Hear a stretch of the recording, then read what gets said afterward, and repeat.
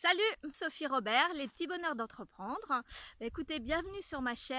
Bon, comme vous allez pouvoir le constater, c'est ma première vidéo, donc ça va pas être au top niveau, mais je voulais vraiment aujourd'hui commencer. J'ai créé donc un blog sur comment entreprendre dans tous les domaines de sa vie, quelles que soient les difficultés, parce que malheureusement, quand on entreprend, il n'y a pas toujours que des succès, il y a aussi un petit peu d'échecs. Sachant que j'utilise pas trop le mot échec parce que je trouve qu'on apprend énormément de toutes les actions que l'on fait, qu'elles soient bonnes ou qu'elles soient mauvaises. Donc aujourd'hui l'idée c'était vraiment de partir sur justement le passage à l'action. Et c'est vraiment un sujet extrêmement difficile.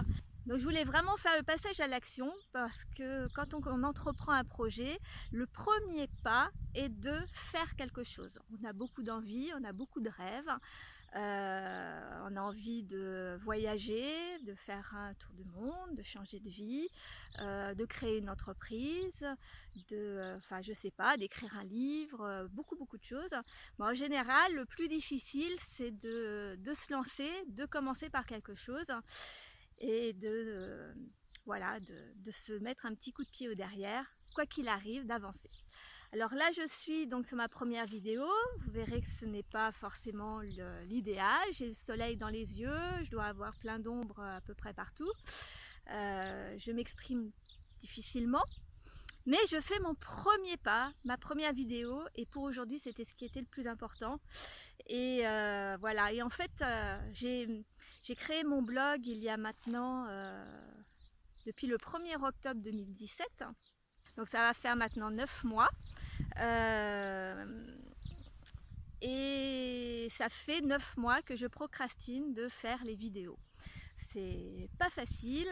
En général, quand on commence, quand on a un projet comme ça, la plupart du temps, l'un des premiers obstacles, c'est déjà le perfectionnisme.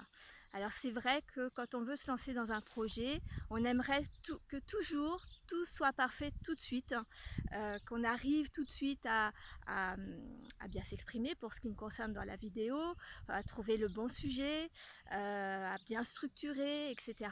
Pour d'autres projets, ça va être pour un livre par exemple, que tout de suite ce soit bien écrit, pour une entreprise que tout de suite le produit soit viable. Voilà, en général le premier frein c'est la perfection, c'est-à-dire qu'on attend que ce soit parfait pour se lancer, sauf que le problème c'est qu'en général ce n'est jamais parfait.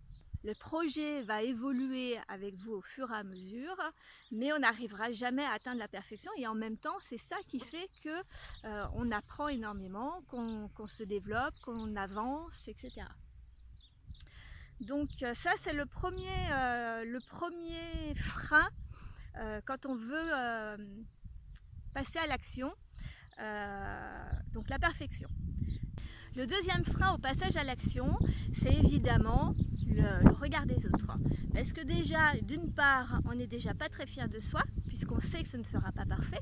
On sait qu'il va y avoir justement avec la perfection qu'on a envie, il faut se lancer quand même si on n'est pas parfait. Donc évidemment, ce ne sera pas parfait. Donc on a toujours peur que les autres nous disent ouais mais tu aurais dû faire comme ci, tu devrais faire comme ça, parce que généralement les gens aiment énormément donner des conseils. Et donc ce côté un petit peu critique, on a peur de s'y confronter parce qu'on sait que de toute manière ils auront raison. Sauf que y a un moment donné, il faut se lancer, passer au-dessus, parce que sinon, ceux qui critiquent en général, ce sont ceux qui sont tranquillement dans leur canapé et ne font pas grand-chose. Il faut se rendre compte et se poser la question de savoir si la personne qui est en face de moi et qui me donne de jolis conseils, est-ce qu'elle a fait quelque chose dans sa vie ou pas. Donc moi je dis qu'à un moment donné, même si c'est pas parfait, au moins on se lance, mais au moins on fait quelque chose, quoi. Donc voilà, donc ça c'est le deuxième grand frein. Alors évidemment, le troisième frein, c'est à un moment de se dire, en fait j'y arriverai jamais. Parce que comme c'est pas parfait, les gens critiquent, donc on se dit ça va pas être possible, je vais pas y arriver, donc on se trouve tout plein d'excuses évidemment pour ne pas continuer. Donc l'un des autres freins, c'est évidemment se dire que on n'a pas le temps, que c'est trop compliqué pour nous, que voilà, en gros, en global, qu'on n'y arrivera jamais. Et c'est là qu'il faut se dire qu'en fait on va apprendre au fur et à mesure. Alors oui, on va pas y arriver tout de suite, mais en fait quand un enfant par exemple commence à apprendre à marcher, s'il tombe la première fois, il se dit pas bon bah je marcherai jamais de ma vie, évidemment que non, ça serait idiot. Un enfant marche, se lève, essaye, retombe et réessaye jusqu'à ce qu'il y arrive, et de toute manière il y arrive toujours. Et à un moment, c'est ça dont il faut se souvenir, c'est d'éviter d'écouter les autres, d'éviter de s'écouter soi-même et de passer à l'action quoi qu'il arrive. Et même si ce n'est pas parfait, si on ne connaît pas le sujet, eh ben on apprendra au fur et à mesure. C'est le but de l'entrepreneuriat, c'est le but de créer un projet. Quand on veut réaliser un tour du monde, eh ben, il faut bien commencer par savoir comment on s'organise, dans quel pays on va aller, comment on doit savoir quelles affaires prendre, quel budget, calculer tout ça. Pour un livre, c'est pareil, comment le structurer, qu'est-ce qu'on va raconter. Une entreprise, c'est la même chose. Quel est le sujet, qu'est-ce qu'on va vendre.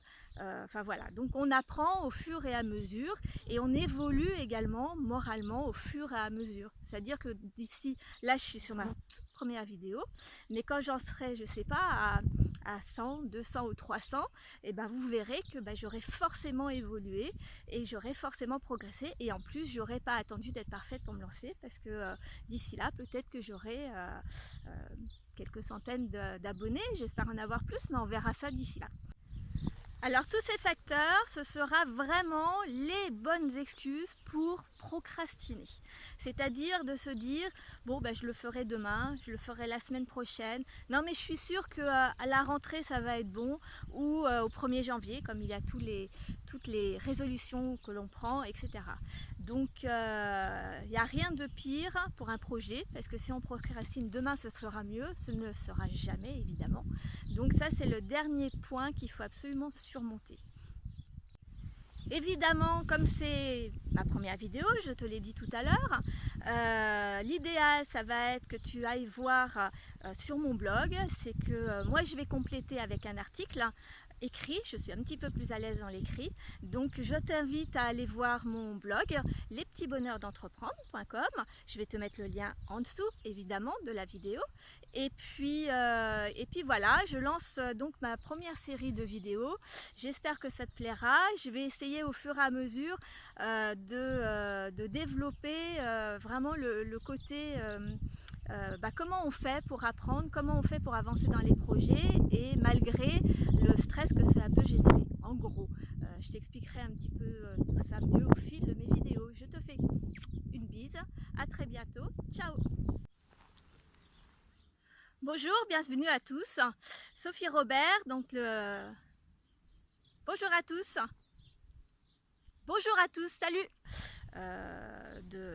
Bon, écoute, je vais vous parler parce que là il y a un souci, c'est que j'arrive même pas à raconter quoi que ce soit. Sophie Robert, donc écoutez, je vais blablater, je vais m'habituer, je vais raconter rien, et puis comme ça ce sera nickel.